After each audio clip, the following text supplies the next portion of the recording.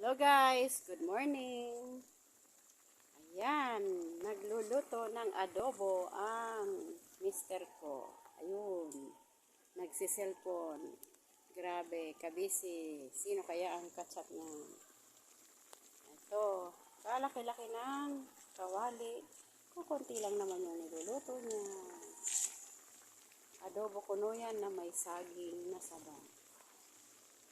Ganyan siya magluto. Ibang putahe. Ano to yung European style? Sabi kami luwas nagluluto, tama init. Laki naman, talyasi yan.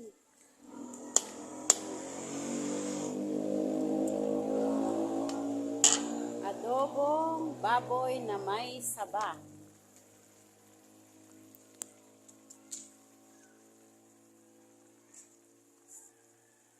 Thank you for watching.